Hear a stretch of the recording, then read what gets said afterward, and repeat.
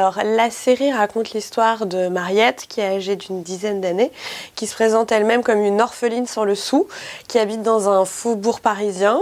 On est à la fin du XVIIe siècle et on va découvrir par un heureux hasard que Mariette a un don et que ce don va être exploité dans les écuries du château de Versailles, où réside le roi Louis XIV depuis une dizaine d'années.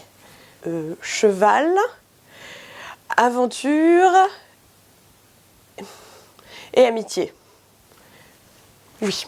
L'héroïne Mariette s'appuie beaucoup sur un ami qui s'appelle Marin, qui est le fils d'une des cuisinières, qui connaît le château de Versailles comme sa poche. Elle a besoin d'un guide, en plus c'est une fille qui ne sait pas lire, donc on se méfie beaucoup d'elle dans les arènes du pouvoir, et on la prend pas au sérieux, et elle a aussi un frère jumeau qui réapparaîtra au tome 3. Le thème de Versailles est parti plutôt de l'envie d'écrire un roman historique, de sortir de ce que je faisais habituellement, c'est-à-dire de la fiction très contemporaine et très réaliste.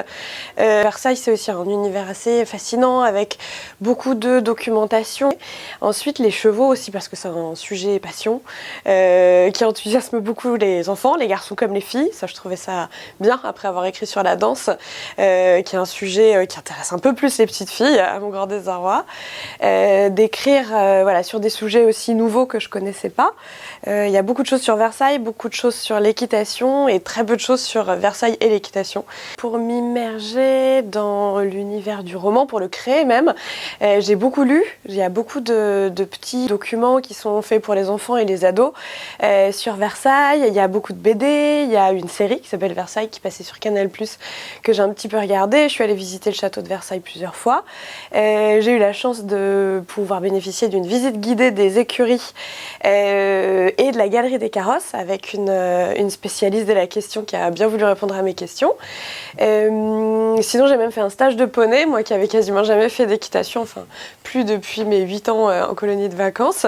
Voilà, parce qu'il fallait quand même maîtriser un minimum, ce qui n'est pas mon point fort, le vocabulaire technique, parce que c'est aussi un sujet qui s'adresse à des cavaliers et des cavalières. Voilà, j'ai lu quelques romans historiques sur des jardiniers à la cour, des costumières, l'histoire des poisons qui s'est passée un petit peu avant l'arrivée de notre héroïne à la cour. J'ai beaucoup lu et j'y suis allée. Et j'ai galopé.